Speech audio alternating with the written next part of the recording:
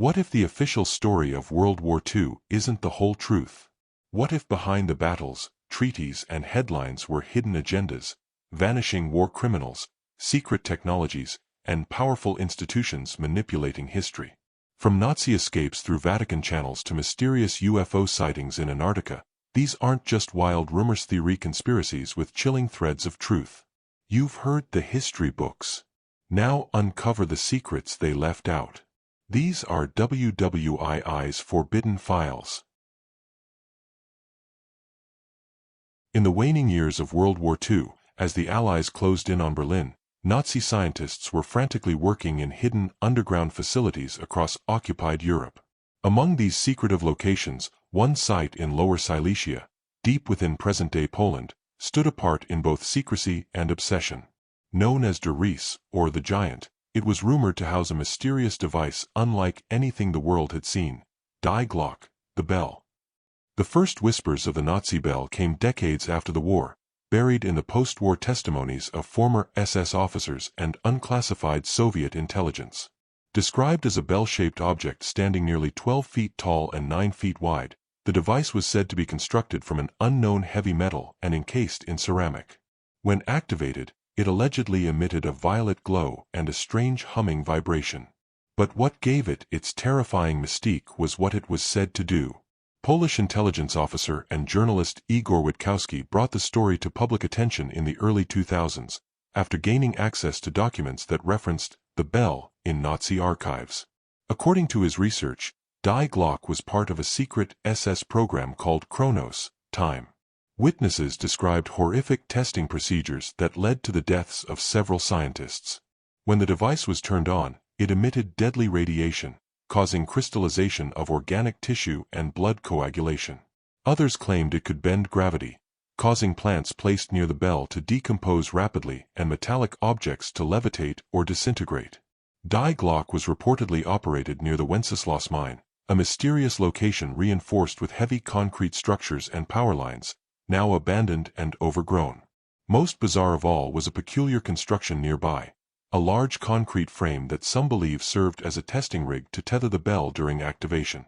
Today, this object, nicknamed the Henge, still stands, casting eerie shadows over what remains of the mine.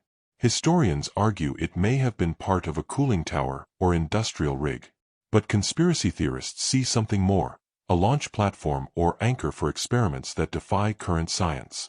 But what was the Nazi bell for? Theories range from the plausible to the fantastic. Some believe it was a propulsion engine, a kind of anti-gravity motor that could revolutionize aircraft. Others believe it was an early attempt at manipulating space and time itself.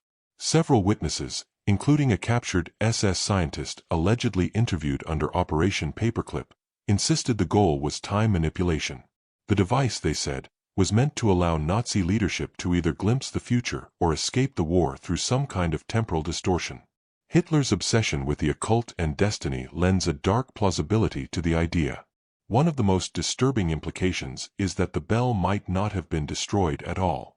According to scattered U.S. Army reports from 1945, an unidentified object matching the description of Die Glock was transported from Germany to South America aboard a Junkers Ju-390, a massive, long-range transport aircraft capable of flying transatlantic routes. There it may have ended up in Argentina, hidden by Nazi loyalists who had already established enclaves in the Andes. Even more chilling is the possibility that Die Glock didn't just make it to Argentina, but to the United States. During Operation Paperclip, over 1,600 Nazi scientists were secretly brought to the U.S., many of whom had ties to exotic weapons research. It is not far-fetched to think that the U.S. military would have seized technology they didn't understand, especially if it held the promise of dominance in the post-war world. Some theorists even suggest that the bell was reverse-engineered in secret facilities such as Area 51, and that it may have sparked the very beginning of modern UFO sightings and black projects. Skeptics, of course, dismiss much of this as legend. Mainstream historians argue there's no concrete evidence Die Glock ever existed beyond second-hand accounts and vague archival references. They assert that the stories grew from a mix of Cold War paranoia and Nazi mystique, which continue to fuel post-war conspiracy culture. Yet others argue that the very absence of hard evidence is itself suspicious. Why were SS files so thoroughly destroyed in 1945? Why does the U.S. still refuse to declassify many records from Operation Paperclip? And why, in an era of growing government transparency, does so little official data exist about advanced Nazi technology? In recent years, science has caught up to some of the Bell's described effects. Anti-gravity research, quantum field manipulation, and even time dilation under extreme magnetic conditions are being explored by physicists. Though we're decades from proving time travel is possible, the theoretical foundation is slowly being laid. This has given new momentum to the idea that the Nazis may have stumbled upon something extraordinary, perhaps even by accident. Ultimately, the story of Die Glocke exists in the shadows between myth and fact. It symbolizes the terrifying blend of genius and madness that defined the Third Reich's final years. Whether it was a prototype, a wild goose chase, or an otherworldly breakthrough, one thing is certain. The Nazi bell remains one of World War II's most enduring and enigmatic conspiracies. Long before Flight 19 vanished into the infamous Bermuda Triangle in 1945, whispers of unexplained wartime disappearances had already begun to circulate among military circles. The region, stretching roughly from Miami to Bermuda to Puerto Rico, had developed a sinister reputation even before the term Bermuda Triangle was coined. The public wouldn't hear of it until after the war, but buried deep in Allied and Axis reports are records of strange vanishings, events too chilling to be easily dismissed. One of the most mysterious among them is the vanishing of Convoy RS-654, a World War II naval and aerial patrol operation that allegedly disappeared without a trace. The story begins in May 1943, when a small Allied fleet consisting of 2 British destroyers, a U.S. submarine, and an escort aircraft squadron was deployed to investigate unusual U-boat activity near the Caribbean. According to declassified Royal Navy communications, German submarines had been operating unusually close to the American coastline, sometimes even within visual range of civilian beaches. But this particular mission had a secondary purpose: to investigate bizarre reports from merchant ships describing strange lights, compass failures, and radar distortions in a specific corridor northeast of San Juan. Convoy RS-654 departed under radio silence, headed straight for what British naval maps called Sector Echo 22. A square of ocean avoided by most vessels due to inexplicable technical failures reported in the past. As the group moved into the area, the destroyers maintained steady contact with each other, though communications were described in logs as intermittently static heavy. Then, on the second night, everything went dark. An American monitoring post in Puerto Rico logged a final distress transmission: convoy disoriented, magnetic errors, sky glowing. Then silence. Search planes sent out the next day found nothing: no oil slicks, no wreckage, not even drifting lifeboats. Over the following weeks, U.S. and British officials quietly investigated. Internal memos between the War Office and the U.S. Navy reference the Echo 22 anomaly and suggest abnormal atmospheric behavior could have been involved. One heavily redacted document references compass spin effects and gravitational interference. Among the recovered materials was a single logbook belonging to Flight Officer Andrew Madsen, the lead pilot of the escort squadron. The notebook was discovered washed ashore days later on the coast of the Dominican Republic. Pages were badly water-damaged, but legible fragments revealed disturbing entries. Starboard plane lost visual contact, reported the ocean turned white, and later, all instruments spinning. Sky turned dark blue at 14:30. No sun. Radio useless. The last entry simply read, "The sea is humming." Even stranger, captured German U-boat logs from that same month revealed that 2 submarines patrolling the southern Atlantic reported a cyclone of light appearing over the water, followed by a massive vacuum wave that temporarily pulled the vessel upwards before slamming it back into the sea. The U-boats were not part of any known operation in the Caribbean, and it remains a mystery what they were doing in that sector at all.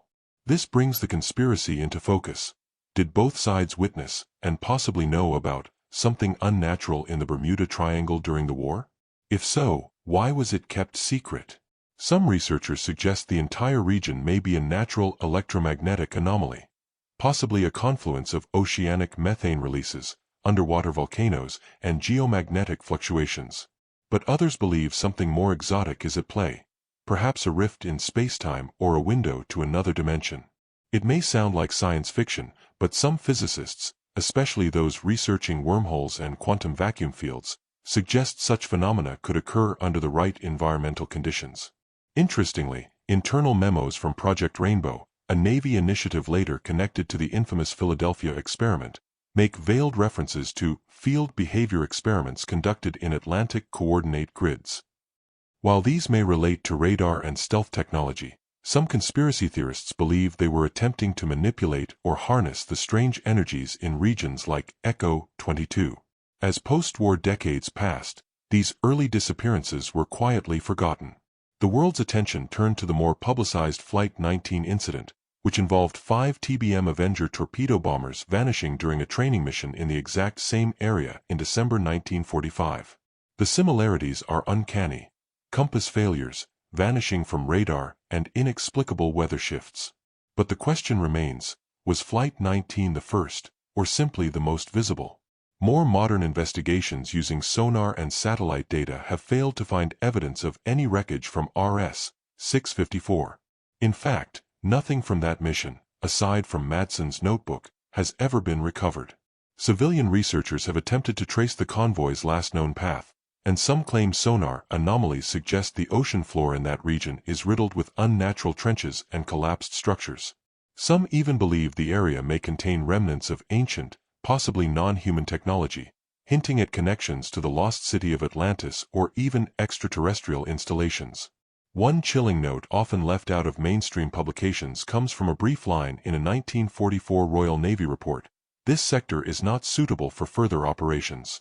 Recommend permanent no-fly zone designation. The sea does not behave as expected." To this day, Convoy RS-654 remains absent from official war memorials, and its personnel are rarely mentioned in veteran records. Some families received only a single line of notification: "Missing at sea under classified operation." No details. No closure. Just a ghostly silence. Why cover it up? Perhaps the governments involved believed the public couldn't handle the implications. In the fog of war, unexplained phenomena can too easily be buried under bureaucratic silence. Or maybe, just maybe, someone figured out the truth and decided it was too dangerous to ever reveal. On the morning of December 7, 1941, Japanese aircraft descended upon Pearl Harbor in a surprise attack that would change the course of history. Over 2,400 Americans lost their lives, and by the following day, the United States had officially entered World War II. The attack was branded as a sneak attack, unexpected and unprovoked. But for decades, historians and conspiracy theorists alike have asked a deeply unsettling question: what if President Franklin D. Roosevelt knew about the attack and let it happen? The official narrative portrays the United States as caught off guard by Japan's aggression. But beneath that story lies a trail of intelligence warnings, intercepted communications, and strategic political motivations that suggest the Roosevelt administration may have had foreknowledge and chose not to act. It begins with Project Magic, a top-secret U.S. cryptanalysis program that successfully decrypted Japanese diplomatic messages months before the attack. Through Magic, American officials had access to a steady stream of coded communications between Tokyo and its embassies around the world. These intercepted messages, known as the Purple Codes, made it clear that Japan was preparing for war. What remains disputed is whether those messages indicated a strike on Pearl Harbor specifically. One decoded message, sent to the Japanese embassy in Washington just days before the attack, instructed diplomats to destroy all codes and prepare to break off negotiations with the U.S. experts in the Navy's cryptographic unit found the tone alarming. A war alert was issued, but not shared widely or interpreted as a specific threat to Hawaii. Meanwhile, the Japanese fleet, consisting of 6 aircraft carriers and their escort ships, had been sailing across the Pacific for over a week in complete radio silence. Military officials have long argued that this made it impossible to track. Yet British intelligence records reveal that the British Admiralty had warned of possible Japanese aggression in the Pacific based on their own intercepts. Some of those warnings were passed on to American officials, including the White House. Then there's the strange behavior of the U.S. military itself in the days before the attack. 3 aircraft carriers, Lexington, Enterprise, and Saratoga, were out to sea, conveniently avoiding the brunt of the Japanese assault. Some historians believe their absence was coincidental, related to training missions. Others argue that their survival was too perfectly timed to be chance.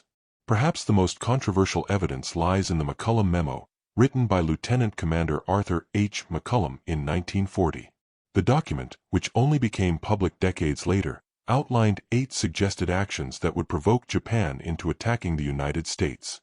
These included economic sanctions, support for China, and military positioning in the Pacific. All 8 actions were implemented by the Roosevelt administration within a year. The memo concluded that these actions, if pursued, would make war with Japan inevitable, and might be used to justify U.S. entry into the conflict. So why would FDR, a president revered for his leadership during World War II, allow such a devastating attack to occur? The answer may lie in domestic politics. In 1941, public opinion in the United States was still overwhelmingly against entering another foreign war. The trauma of World War I lingered heavily, and Congress resisted Roosevelt's attempts to offer direct military support to Britain and the Allies. Roosevelt needed a catalyst, something that would unify the American people and rally them behind war. Pearl Harbor was that catalyst. Within hours of the attack, recruitment surged, industry mobilized, and resistance to war evaporated. The day after the bombing, Roosevelt gave his iconic Day of Infamy speech, and Congress declared war on Japan with only 1 dissenting vote. 3 days later, Germany and Italy declared war on the U.S., sealing America's full entry into the global conflict. Critics of the conspiracy argue that allowing such an attack would have been too risky, too morally outrageous for any leader to calculate. They point out that the loss of so many lives, and a large portion of the Pacific Fleet, was a heavy price to pay for political advantage. But proponents of the theory suggest that sacrificing Pearl Harbor was seen as the only way to guarantee long-term victory. After all, the United States had the industrial might to recover quickly, and public support could not be manufactured without a dramatic event. Adding fuel to the fire, many critical documents related to Pearl Harbor remained classified for decades. Several high-ranking officers were blamed and quietly demoted, while others mysteriously avoided scrutiny. Admiral Husband E. Kimmel and General Walter Short, the top commanders in Hawaii, were relieved of duty after the attack. Both maintained until their deaths that they had been scapegoated, that Washington had withheld vital intelligence from them. In later congressional inquiries, particularly the Joint Congressional Committee investigation in 1945-46, testimony revealed that numerous warnings were indeed received before the attack but were either misunderstood or not passed along properly. Even more damning were references to key communications that had been destroyed or were missing entirely from the archives. One of the most unsettling pieces of this puzzle came in the form of posthumous revelations from intelligence officers.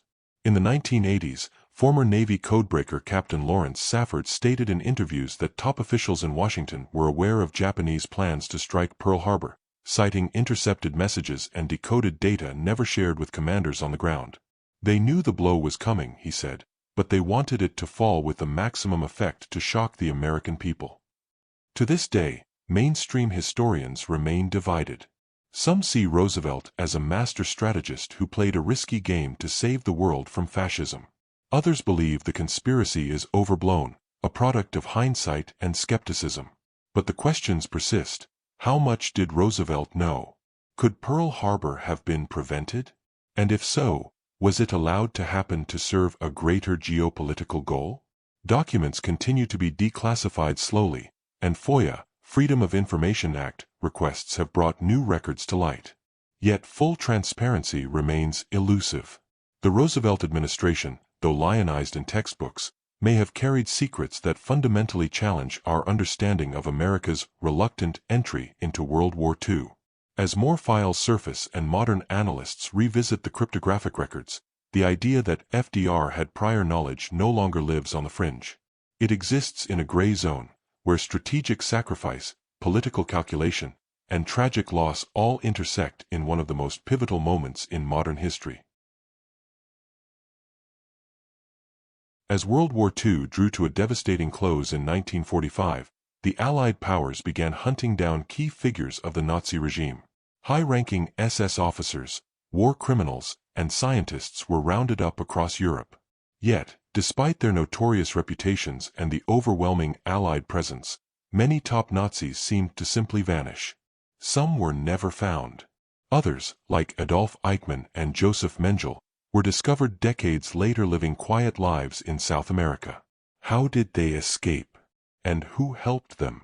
One theory points directly to an unlikely institution, the Vatican. Officially neutral during the war, the Vatican maintained diplomatic relations with both Axis and Allied powers. But in the shadows, according to declassified intelligence documents and post-war testimonies, it may have played a far more active role, facilitating the secret escape of Nazis through a network now known as the Ratlins. The Ratlins were a series of covert escape routes used by Nazi officers and collaborators to flee Europe and find asylum in countries like Argentina, Brazil, and Chile. The operation was elaborate. Forged documents, false Red Cross identities, sympathetic Catholic clergy, and strategically placed safe houses helped Nazi fugitives slip through the fingers of international law. Much of this traffic flowed through Italy, specifically Rome, where the Vatican's influence was strongest and post-war chaos allowed for unprecedented maneuvering. At the heart of the conspiracy was Bishop Alois Hudal, an Austrian cleric and rector of the Pontificio Istituto Teutonico di Santa Maria dell'Anima in Rome. Hudal was an open admirer of Hitler, believing National Socialism was a necessary response to Bolshevism. After the war, he made no secret of his disdain for the Nuremberg trials, and many believe he personally assisted dozens of Nazi officials by issuing them Vatican travel papers and sheltering them in church properties. Documents from the U.S. Counterintelligence Corps, CIC, indicate that Hudal was suspected of providing identity documents and letters of transit, many stamped with the Vatican's official seal. In one notable case, SS officer Franz Stengel, commandant of the Treblinka extermination camp, escaped custody in 1947 with Hudal's help. He made his way to Syria, then Brazil, where he lived under his real name until being discovered and arrested in 1967. But Hudal wasn't acting alone. Several priests and bishops across Italy, Austria, and Switzerland were found to be assisting Nazi fugitives. Some claimed they were helping Christian refugees fleeing communism. Others admitted they feared Soviet retaliation would lead to the destruction of the Church in Eastern Europe. For these clergymen, aiding Nazi escapees was, in their minds, a lesser evil. Argentina, then under the rule of President Juan Perón, became a prime destination. Perón himself was sympathetic to fascist ideologies and welcomed fleeing Nazis as assets to his government. The Vatican maintained a diplomatic mission in Buenos Aires and had strong ties with the Catholic hierarchy there. Through this network, fugitives arriving in Genoa or Rome were funneled onto ships bound for South America, often with nothing more than a false passport and a new name. One of the most infamous cases involved Adolf Eichmann, the architect of the Holocaust. Using Red Cross papers obtained in Italy under the name Riccardo Clement, Eichmann traveled to Argentina in 1950. He lived there undetected for a decade until Israeli Mossad agents tracked him down, kidnapped him, and brought him to Jerusalem for trial. During interrogations, Eichmann admitted he'd received aid from Catholic channels, but would not elaborate further. The Ratlins also aided Dr. Joseph Mengele, the Angel of Death of Auschwitz. Despite being one of the most wanted men on earth, Mengele escaped Europe in 1949 using a Red Cross passport. He spent the rest of his life evading capture across South America, dying in Brazil in 1979.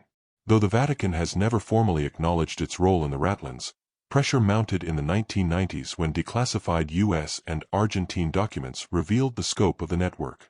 Journalists and scholars, including John Loftus and Yukai Goni, uncovered links between Vatican officials, the International Committee of the Red Cross, and sympathetic embassies that allowed mass escape.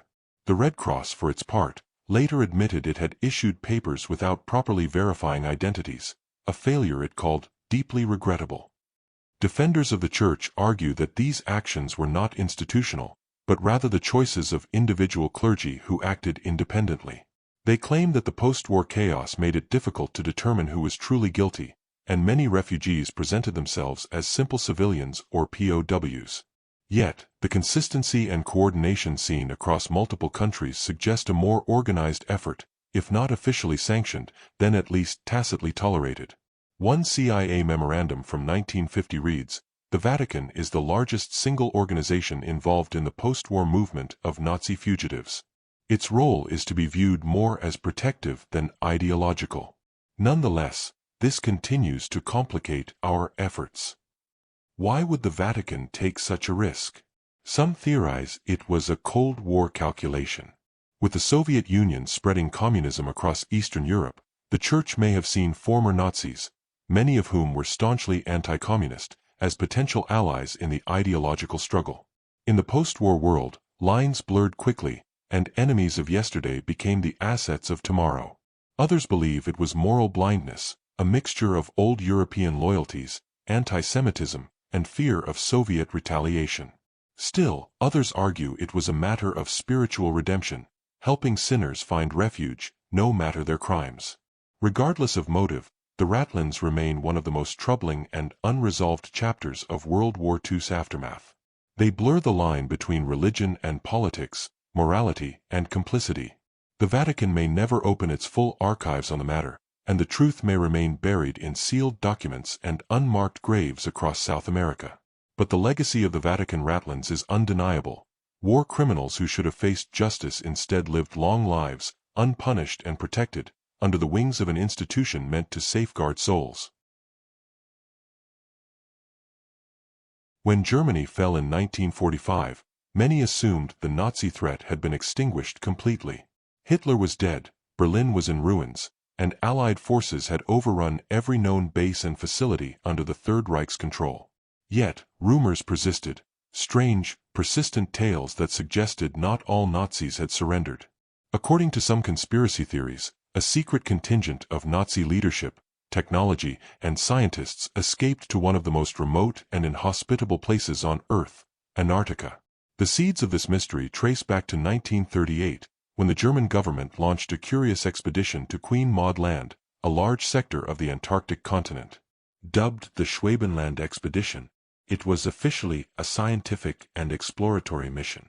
But the presence of Luftwaffe aircraft, advanced surveying equipment, and the planting of thousands of Nazi flags across vast stretches of ice painted a different picture. The Nazis renamed the territory New Schwabenland, and records suggest they laid claim to the region for strategic purposes. But why? Antarctica held no immediate wartime value, no known resources, no enemies, and no civilian populations. Still, the Germans established a network of underground ice tunnels and allegedly built rudimentary facilities beneath the surface using geothermal heat pockets. According to later Soviet intelligence reports, this was not simply exploration, it was the first step in creating a contingency plan, a hidden base where elite Nazi scientists, SS officers, and advanced technology could be stored in the event of Germany's collapse. Rumors of Base 211, a secret subterranean fortress, began to swirl, fueled by the testimony of captured officers and post-war German submariner accounts. In 1945, two German U-boats, U-530 and U-977, mysteriously surrendered in Argentina months after Germany's official capitulation. Their commanders offered conflicting stories. When interrogated, they denied smuggling Nazi officials or gold, but they provided no convincing explanation for their extended delay. Argentine officials found the submarines nearly stripped of identifying documents and with curious modifications to their storage compartments. Theories soon circulated that these U-boats had delivered something, or someone, to a secret Antarctic facility before surrendering. In response, the U.S. launched Operation High Jump in 1946, a massive military expedition led by Admiral Richard E. Byrd. Publicly, the mission was to test equipment and train personnel for cold weather conditions. Privately, it involved over 4,000 men, an aircraft carrier, destroyers, and specially equipped aircraft, a force suspiciously large for simple training. According to later Russian and Chilean reports, something strange happened during the operation. After several weeks, the mission was abruptly cut short. Byrd was reportedly injured and flown home early. In a rare interview with a Chilean newspaper upon his return, Byrd made a cryptic comment: "The United States should prepare to defend itself against enemy aircraft coming from the polar regions." This single sentence ignited decades of speculation. Was the U.S. military attacked in Antarctica? Some claim American aircraft encountered flying discs with capabilities far beyond current technology, machines that emerged from beneath the ice and vanished into the sky. Others assert that the U.S. found remnants of a hidden Nazi base and sealed it off under international pressure. Declassified Soviet documents suggest their intelligence agencies also investigated the possibility of a Nazi Antarctic stronghold. KGB analysts speculated that New Schwabenland could have housed advanced weapons projects, including early models of what we now call UFOs. Nazi scientists had been developing Die Glock, or the Bell, an alleged anti-gravity propulsion device surrounded by rumors of time distortion, levitation, and zero-point energy. Could this have been perfected in Antarctica, away from Allied bombings and spies? Supporting this theory are post-war sightings of Nazi UFOs across Europe and South America. Multiple reports describe saucer-shaped craft adorned with swastikas or Iron Cross insignias, piloted by crews speaking German or dressed in black SS-style uniforms. While mainstream science dismisses these sightings as hoaxes or misidentified aircraft, the consistency across eyewitness accounts raises questions. Moreover, thousands of Nazi officials were never accounted for. While many were tried in Nuremberg or captured by Soviet and Allied forces, others vanished entirely. Some researchers believe Antarctica was the ultimate escape, a continent with no jurisdiction, no surveillance, and virtually no population. Adding to the mystery, the Antarctic Treaty of 1959, signed by major world powers, prohibits military activity and territorial claims on the continent. While presented as a peacekeeping measure, some believe it was a diplomatic strategy to suppress further investigation into whatever remains hidden beneath the ice. Recent satellite imagery has revealed curious geometric patterns and heat signatures in certain regions of Antarctica that some believe point to underground structures. In 2016, leaked emails from WikiLeaks included a message referencing a contingency zone in Queen Maud Land and referenced ongoing containment. Skeptics argue that the Nazi Antarctica theory is nothing more than sensationalism, born out of post-war paranoia and Cold War secrecy. They point out the lack of concrete evidence, no verified photographs, no captured documents proving the existence of Base 211. But even skeptics admit, something strange happened with Operation High Jump. And the absence of evidence is not the same as evidence of absence. Today, Antarctica remains one of the least explored regions on Earth. Scientific teams from over 30 nations operate there under strict controls. Despite advances in drone and satellite technology, much of the interior remains hidden by miles of ice. Could a base, buried beneath the glacier, still exist? And if it does, who, or what, might remain inside it? Some believe the Nazis may have died out in the frozen expanse, their ambitions turned to frostbitten tragedy. Others think a handful survived long enough to pass on their knowledge, possibly even working in secret for governments under new identities, having traded their sanctuary for immunity. One thing is certain, the Antarctic mystery remains unsolved. The whispers of Nazi superweapons, missing submarines, and polar UFOs continue to echo across history like radio signals bouncing through icy voids. Every case adds a new layer of mystery, leaving more questions than answers. Which one lingers in your mind, and what's your take on what really happened?